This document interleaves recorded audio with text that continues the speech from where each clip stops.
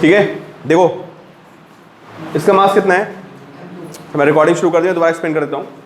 Length कितनी total L, आप लोग लिखते रहिए। टोटल लेंथ कितनी हो गई एल, इसका मास कितना है, इसका मास कितना है। स्ट्रेस कहाँ निकालनी है, ऊपर से L/4।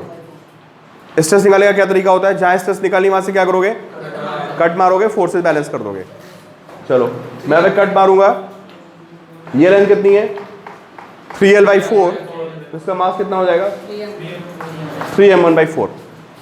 इसका मास कितना है m2, तो what is total mass 3m1/4 plus m2। तो जो यहाँ पे मॉलिक्यूल्स होंगे इन्होंने इस पूरे वेट को संभाल रखा है, तो 3m1/4 and plus m2 into g, this is weight upon area, so this is stress। Yogesh बात समझ में आ गई, ठीक है। अबे जेई का क्वेश्चन है यार, बताओ तुम लोग, ऐसे क्वेश्चन आ जाते हैं, आ जाते हैं भाई, तुम देखना प्रीवियस में मिलेगा तुमको। नीट में भी आया क्वेश्चन है, थोड़ा डिफरेंट था इससे, समझे, ठीक है। अब इसमें मैकेनिक्स से बहुत सारे क्वेश्चन बन जाते हैं। मैंने आपको वो बताया तो सबसे ज़्यादा यूज़ करने वाले हैं। अब याद रखना यार, ये स्ट्रेस हम लोग बहुत यूज़ करेंगे mgx/LA रॉड में, ठीक है। एक मैं केस आपको और करा देता हूँ, देखो स्ट्रेस का, ठीक है, रॉड है, ठीक है। इस रॉड को आपने, देखो ये लॉज ऑफ मोशन का क्वेश्चन है और एनसीईआरटी का बिल्कुल डिट्टो मैं आपको बता रहा हूँ, समझे। एक रॉड को मैंने मास m लेंथ l, ठीक है, तो मैंने F4 से पुल कर लिया, देखो, ठीक है। अब क्या होगा, इसमें स्ट्रेस आएगी नहीं आएगी, है ना। F4 से अप्लाई कर दिया मैंने, कुछ कनेक्टेड नहीं है, पूरा भाग रहा है सिस्टम। स्ट्रेस हाँ, स्ट्रेस आएगी नहीं आएगी यार, ये बताओ ना, एक बात बताओ, चलो मैंने कट मार दिया, सोचो आप, जस्ट आप समझिए। आयुष्मान मुझे बताओ, इस पोर्शन को कौन खींच रहा है, या जो यहाँ पे मॉलिक्यूल्स होंगे वही मॉलिक्यूल खींच रहे होंगे, नहीं खींच रहे होंगे, तो स्ट्रेस आएगी नहीं आएगी, हर जगह स्ट्रेस आएगी। एक बहुत सिंपल एग्जाम्पल सोचो कि सोचो आप बिल्कुल एक फ्रिक्शनल सरफेस पे लेटे हुए हो, ठीक है, और कोई बंदा आपके हाथ पकड़ के खींच ले, तो आपको स्ट्रेस फील होगा नहीं होगा, बताओ। योगेश फील होगा, ठीक है। हाँ नहीं, रेस्टोरिंग फोर्स जरूरी नहीं है।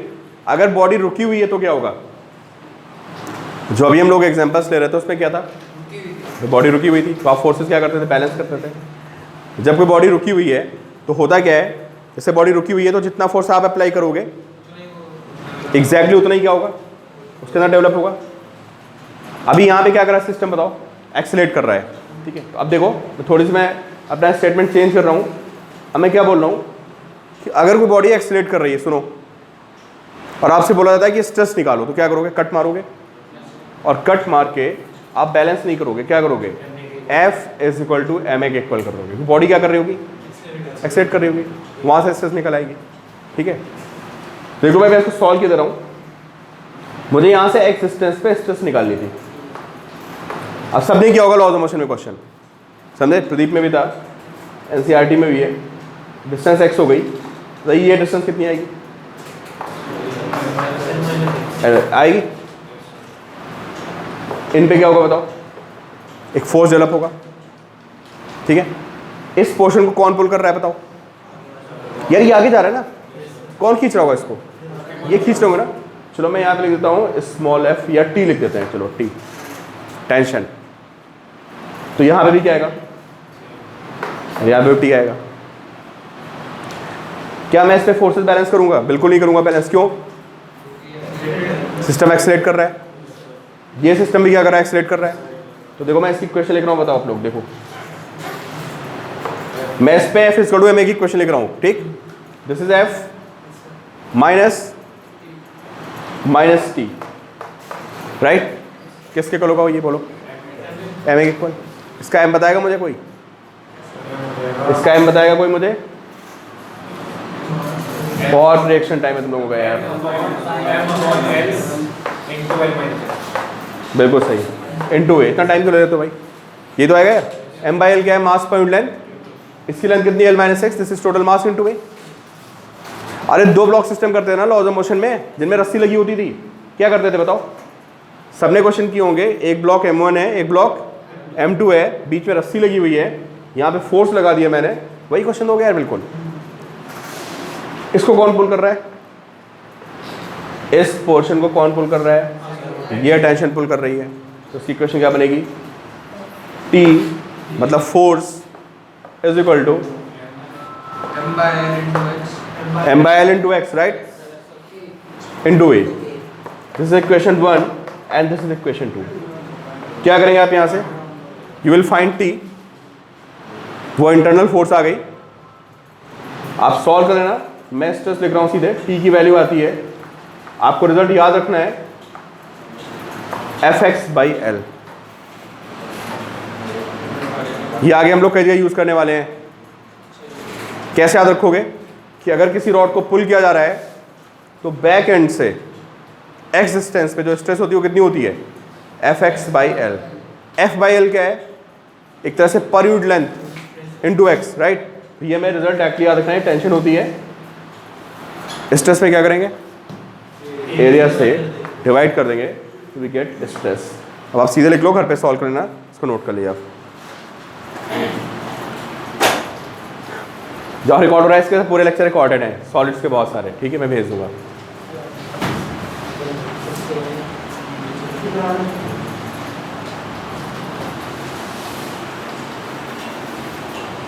ठीक है, चलो भाई, स्ट्रेस की कहानी हो गई, नोट करिए आप लोग।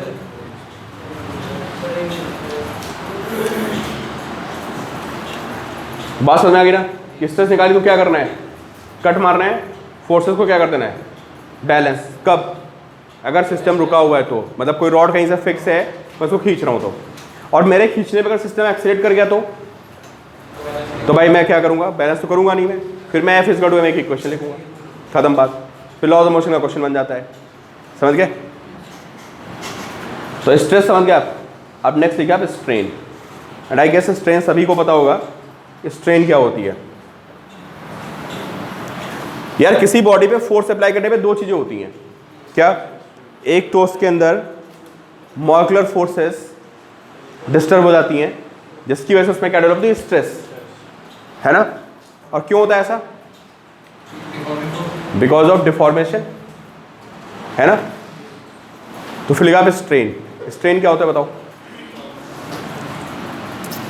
देखिए, strain measures deformation in a body. हाँ, स्ट्रेन मेजर्स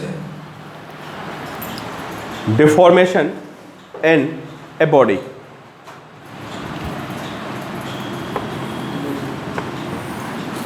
किसी को नहीं याद आ रहा है स्ट्रेन क्या होता है? चलो कोई बात नहीं। ये लेंथ कितनी है? ये L है। मैंने इस पर फोर्स अप्लाई किया, और फोर्स अप्लाई करके मैंने इसको एक्सटेंड कर दिया by how much distance? It's a delta L, या एक्स कुछ भी लिख लो, ठीक है? तो स्ट्रेन कितनी होती है? स्ट्रेन होती है delta L by L। Unit बता दो, डायमेंशन बता दो, सब बता दो। डायमेंशन लेस हो गया तो यूनिट क्या होगी इसकी बताओ योगेश, सही बताना है। यूनिट ये जीरो किसकी यूनिट होती है यार? सर लेंथ को लेंथ से डिवाइड करना सर जीरो विवेक बताओ, यूनिट बताओ, यूनिट। आयशा बताओ। नहीं होगी यूनिट, यूनिट नहीं होती भाई। क्यों नहीं होती है? Length upon length. तुम्हारे स्कूल में बहुत क्वेश्चन पूछता था यार, पूछा गया होगा। ऐसी 3 यूनिट वो लिखो क्वांटिटीज जो यूनिटलेस होती हैं, डायमेंशनलेस होती हैं। तुम्हारे भी पूछ रहे थे भाई नीट वगैरह में कि ऐसी क्वांटिटीज बताओ जो यूनिटलेस और डायमेंशनलेस हैं, ठीक है? तो strain is unitless and also dimensionless. क्यों डायमेंशनलेस है? क्योंकि ऊपर भी लेंथ है और नीचे भी लेंथ है, तो ये L की पावर 0 हो गया कि डायमेंशनलेस है, ठीक है? तो स्ट्रेन यूनिटलेस एंड डायमेंशनलेस। अब यार इनमें आपस में रिलेशन होता है, किसमें? किसी बॉडी में कितना डिफॉर्मेशन हुआ और उसमें कितनी स्ट्रेस डेवलप हो, ये इंडिपेंडेंट नहीं है, दे आर रिलेटेड, समझे? स्ट्रेन भी यार एक तो लेंथ के टर्म में हो गई, एक वॉल्यूमेट्रिक स्ट्रेन होती है, ठीक है। चलो अच्छा, वो तो चीज़ें बताते रहे आपको, वॉल्यूमेट्रिक और शेयर। अब देखो भाई, समझो आप, अब देखो इसमें ग्राफ होता है स्ट्रेस स्ट्रेन का, ठीक है। उस पर बनते हैं क्वेश्चन, लिखे आप, नोट कराना चाहिए वाले बच्चे भी, नीट वाले बच्चे भी। स्ट्रेस स्ट्रेन ग्राफ भी इंपॉर्टेंट है, हल्के में मत लेना उसको, ठीक है। काफ़ी सारी बातें हैं। स्ट्रेस एंड स्ट्रेन ग्राफ, यहाँ पे स्ट्रेस और यहाँ पे है स्ट्रेन। पता क्या करते हैं, एक वायर लेते हैं, ये 11th क्लास में एक्सपेरिमेंट होता है, किया किसी ने? किसी ने किया? देखो स्कूल में एक्सपेरिमेंट होता है ये स्ट्रेस स्ट्रेन का। समझे क्या करते हैं पता है? एक लंबा सा वायर लेते हैं, यहाँ से इसको हैंग कर देते हैं, ठीक है। और यहाँ पे एक स्केल होती है, इस स्केल से आप रीड कर सकते हो कि वायर की लेंथ कितनी है, ये स्केल बनी होती है, ठीक है। यहाँ पे हुक टाइप का लगा होता है और यहाँ पे आप वेट को फंसा सकते हो, बहुत सारे वेट मिलते हैं आपको, ठीक है। ऐसे ऐसे वेट होते हैं बहुत सारे, उन वेट्स को यहाँ पे फंसाओगे आप, ठीक है। तो देखो मैंने यहाँ पे कोई वेट हैंग कर दिया, ऐसे 2-3 वेट हैंग कर दिए, तो वायर क्या करेगा? अरे वायर एक्सटेंड हो जाएगा। मुझे वायर की ओरिजिनल लेंथ पता होगी, सामने स्केल से दिख जाएगा ना, तो मुझे ओरिजिनल लेंथ पता होगी, ठीक है। और मुझे वायर का क्रॉस सेक्शन भी पता होगा, तो एल इज़ नोन, और उसका क्रॉस सेक्शन नहीं दिया तो उससे निकाल सकते हो, स्क्रू गॉज से निकाल सकते हो, उसे लिखा होता है कितने वो थिकनेस का, ठीक है। इसको ऐसे हैंग करोगे आप, फिर इस पर बारी बारी से लोड बढ़ाओगे। ऐसे लोड बढ़ाने मतलब क्या हो रहा है भाई? स्ट्रेस बढ़ रही होगी, है ना। और जैसा लोड बढ़ाओगे वायर थोड़ा सा क्या होगा, नीचे आएगा, स्ट्रेन आएगा। तो जैसे वायर नीचे आएगा तो आप उसमें डेल्टा एल को नोट कर लोगे, और उसको एल से क्या कर दोगे, क्या मिल जाएगा? स्ट्रेन मिल जाएगा। लोड बताइए आपको 500 ग्राम या 1 kg जो भी आपने हैंग किया है, क्रॉस सेक्शन एरिया भी बताया, तो क्या करोगे आप? वेट अपॉन एरिया कर दोगे तो क्या मिल जाएगा? स्ट्रेस। ऐसे आप टेबल बनाते चले जाओगे, ऐसे बहुत सारे वेट रखे होंगे 500 ग्राम के 10-20, आप अप्लाई करते चले जाओगे और एक टेबल फॉर्म करोगे। उस टेबल में क्या लिखोगे? स्ट्रेस, इधर क्या लिखोगे? स्ट्रेन, ठीक है। जब आप ग्राफ बनाओगे तो पता चले ग्राफ ऐसे बन रहा है, ऐसा, ठीक है। डिफरेंट हर मेटेरियल का बनता है, कॉपर का कुछ और बनेगा, स्टील का कुछ और बनेगा, ग्लास का कुछ और बनेगा, सबका शेप डिफरेंट होता है। बट मोर और लेस इसमें 3 और 4 पॉइंट सब में आते हैं, उन्हीं के बारे में डिस्कशन करना है। मैं तो पहले इसको बना लिया ग्राफ को, फिर बताते हैं क्या हो रहा है यहाँ पे।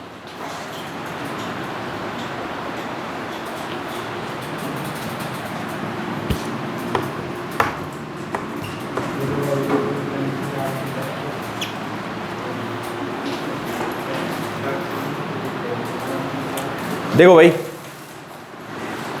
तुम बताओ ओ से, ये दिस इज पॉइंट ओ से ए में क्या हो रहा है बताओ? Stress is directly proportional to strain, समझे? मतलब जितना आप इस लोड बढ़ाओगे एग्जैक्टली उसी प्रोपोर्शन में लेंथ क्या करेगी? एक्सटेंड करेगी अप टू ए, ठीक है। तो ओ ए रीजन में क्या है? Stress is directly proportional to strain, ठीक है। इसको बोलते हैं इलास्टिक बिहेवियर। यहाँ पे बिहेवियर कैसा है? इलास्टिक बिहेवियर है, ठीक है। और इसको बोलते हैं proportional limit. O A region लिख लिए, point A is proportional limit, stress directly proportional to strain. अच्छा, स्ट्रेस स्ट्रेन का जो रेशियो होता है उसको बोलते हैं यंग्स मॉडुलस, इसको हुक्स लॉ बोलते हैं, समझे? तो ओ ए रीजन में स्ट्रेस क्या है? डायरेक्टली प्रोपोर्शनल टू स्ट्रेन है। इसको डिवाइड करोगे तो आपको पता चलेगा कि stress is directly proportional to strain, इसको हुक्स लॉ बोलते हैं, और stress by strain is Y, Y is called Young's modulus, और ये मटेरियल की प्रॉपर्टी होता है। आप मटेरियल चेंज करोगे ग्राफ चेंज कर जाएगा। तो सबका स्लोप क्या आएगा बताओ? अरे भाई stress by strain tan theta ही तो हो गया है, ये स्ट्रेस है और ये स्ट्रेन है। तो आप सबको पता है जब y अपॉन x करते हो तो आपको क्या मिलता है? यू गेट tan थीटा, ठीक है। तो इसको हम बोलते हैं यंग्स मॉडुलस, और ये हर मटेरियल का क्या होता है? डिफरेंट होता है, ठीक है। समझ में आ गया? OA तक क्या हुआ? क्या रहा OA तक? Elastic behaviour maintain. देखो ये क्वेश्चन आएंगे कॉन्सेप्ट समझ लो आप, ठीक है। OA तक क्या है? प्रोपोर्शनल लिमिट है, इलास्टिक बिहेवियर मेंटेन्ड है, stress is directly proportional strain है, और बेसिकली बोलते हैं कि हुक्स लॉ को फॉलो करता है। हुक्स लॉ यही होता है, क्या लिख लेना ब्रैकेट में, stress is directly proportional strain, इसी को हम हुक्स लॉ बोलते हैं। अच्छा ए पॉइंट के बाद क्या हुआ? देखो ए के बाद पता क्या हुआ? ए के बाद ए से बी में देखो, एक मैंने ये बना रखा है ए टू पी में पता क्या हो रहा है? इलास्टिक बिहेवियर तो मेंटेन्ड है। इसका क्या मतलब है कि अगर मैं लोड हटाऊंगा तो वापस वायर अपनी लेंथ पे आ जाएगा। लेकिन ए के बाद दिस ग्राफ इज नॉट, क्या घूम गया ना थोड़ा सा, समझे? तो बी को पता क्या बोलते हैं? बी को बोलते हैं इलास्टिक लिमिट। अब इलास्टिक लिमिट में दो बातें आ गई, कौन कौन सी बातें? एक कहानी वो चल रही जिसमें स्ट्रेस क्या है? डायरेक्टली प्रोपोर्शनल टू स्ट्रेन है, और उसके बाद इलास्टिक बिहेवियर तो मेंटेन्ड है but stress is not directly proportional to strain. तो लेकिन in region A B elastic behaviour is maintained, elastic behaviour is maintained but stress is not directly proportional to strain. ये graph के question बहुत बनते हैं, ऐसे 3-4 graph आते हैं, पता है? या आप दूसरा ग्राफ पढ़ रहे हो, पहला आपने कौन सा पढ़ा था अभी? वो एनर्जी वाला ग्राफ, ये दूसरा, इसके बाद 2 ग्राफ और बनते हैं इसमें, क्लियर? तो भाई इलास्टिक बिहेवियर कहाँ खत्म हो गया बोलो? बी में खत्म हो गया, ठीक है। और बी के बाद पता है क्या होगा? हाँ इलास्टिक लिमिट हो गई, हाँ बी इज इलास्टिक लिमिट, बिल्कुल सही बोला आपने, बी इज इलास्टिक लिमिट।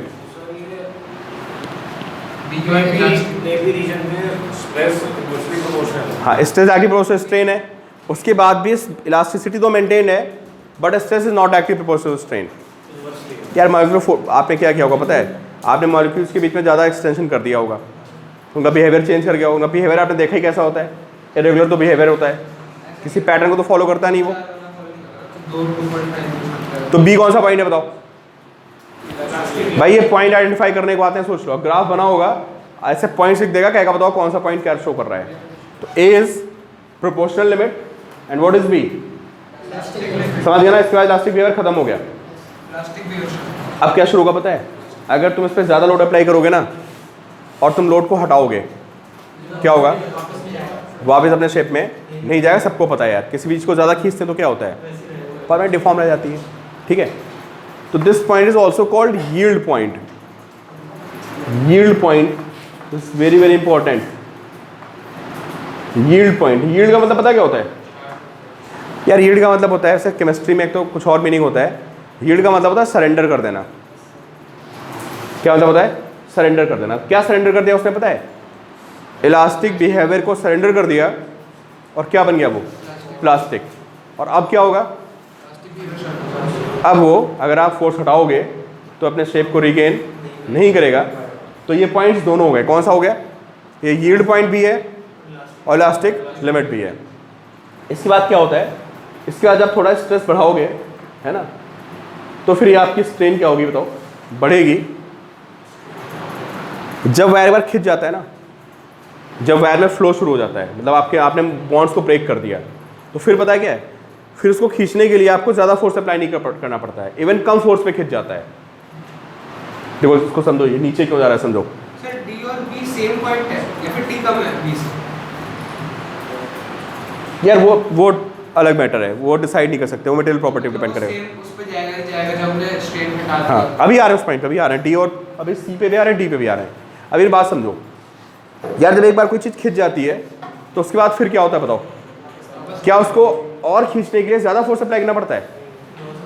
या नॉर्मल सा ऑब्जर्वेशन है, एक चीज़ को तोड़ दो आप, कोई प्लास्टिक है आप उसको तोड़ दो, जब यह टूट जाएगी ना वो, मतलब जब खिंचना शुरू हो जाएगी, बबल गम नहीं होती यार, बबल गम में क्या होता है बताओ?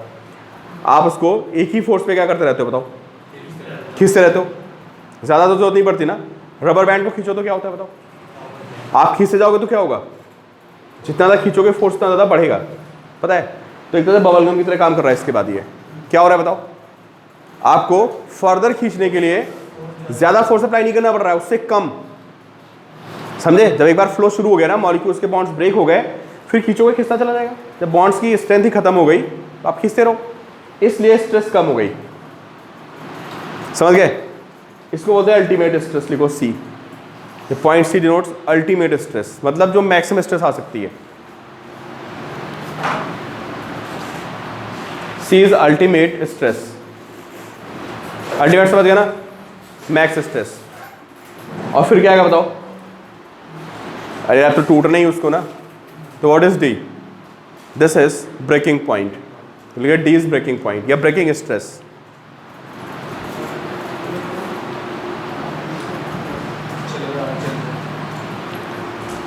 समझ आ गया? Elastic behaviour, proportional limit, elastic behaviour, देखते रहे बोर्ड पे, elastic behaviour not proportional, then plastic behaviour. Plastic behaviour समझ गया ना? क्या होता है? फ्लो शुरू होता है तो कम स्ट्रेस पे ही चीज़ खिंच जाती है। देखो स्ट्रेन बढ़ती जा रही है, देख रहे हैं यार, यहाँ से स्ट्रेन क्या हो रही है, लेकिन स्ट्रेस क्या हो गई? स्ट्रेस समझ गया ना? फिर फाइनली आके क्या करेगा? ब्रेक कर जाएगा, ब्रेकिंग पॉइंट। हाँ, बी से स्ट्रेस बढ़ रहा है, थोड़ा बढ़ेगा प्लास्टिक में, फिर उसके बाद वो खत्म हो जाएगा। सर सी अल्टीमेट स्ट्रेस ऊपर द्वारा मैक्सिमम स्ट्रेस भाई, जो मैक्सिमम स्ट्रेस आ सकती है उसमें। सर बी के बाद प्लास्टिक होता है। नहीं, प्लास्टिक यही शुरू होगा, बी से पूरा प्लास्टिक है। प्लास्टिक शुरू हो गया। हाँ फिर वो खींच कैसे लाएगा? हाँ खींच कैसे लाएगा? यार, मतलब खींचता है, रिटेन नहीं हो रहा। शेप रिगेन नहीं करेगा वो। ठीक है, तो कहानी खत्म हो गई। अब एक लास्ट पॉइंट नोट कर लो। डी सर अपने डी पॉइंट नीचे बना रखा है डी से। हाँ, इसका मतलब मैं बोला ना, बी डी में डिसाइड नहीं कर सकते हो ना, उसके ये मटेरियल पे डिपेंड करता है, नीचे भी आ सकता है ऊपर भी आ सकता है। एक पॉइंट नोट कर लो भाई, अरे अनमोल नोट करो, पॉइंट लिखो। For brittle material, brittle material, brittle material ना होता है, ब्रिटल क्या होता है? अरे गिरेगा टूट जाएगा यार, कांच ग्लास ब्रिटल होता है ना, और डक्टाइल होता है। तो डी बहुत पहले आ जाएगा उसमें। हाँ बिल्कुल सही, ये क्वेश्चन बनता है, देख लो आप, पता है 2 ग्राफ बने होंगे, सुन लो, सबको क्वेश्चन मिलेगा जेई वाले बुकलेट में भी, नीट वाले में भी। 2 ग्राफ बने होंगे, एक ग्राफ ऐसे बना होगा और एक ग्राफ ऐसे बना होगा, और इसी के पास एक ग्राफ थोड़ा मतलब ऐसे करके बना देगा, ऐसे कहेगा बताओ इसमें कौन ब्रिटल है कौन डक्टाइल है? तो ब्रिटल में यार प्लास्टिक बिहेवियर नहीं आता है, पता है? ग्लास कभी खिंचता है? ग्लास क्या होता है? रेस्ट मारेगा टूटेगा। तो उसमें ये सब जो कहानी में बता रहा था ना, ये यील्ड पॉइंट और ये सब वो सब नहीं आएगा। क्या होगा बताओ? सीधे लिमिट आएगी, फिर सीधे टूटेगा। और डक्टाइल क्या होता है? डक्टाइल होता है तो खींचना चाहिए, तो डक्टाइल में ये रीजन लंबा होता है, कौन सा? ये रीजन लंबा होगा। डक्टाइल में प्लास्टिक बिहेवियर को आना ही पड़ेगा। डक्टाइल क्या होता है? जिसके वायर खिंचते चले जाते हैं। क्लियर? तो ब्रिटल में तुरंत क्या आ जाएगा? ब्रेकिंग पॉइंट आ जाएगा, और डक्टाइल में क्या आएगा? बाद में आएगा। ठीक है, चलो बाकी कल डिस्कस करते हैं हम लोग आगे सारी बातें। ठीक है।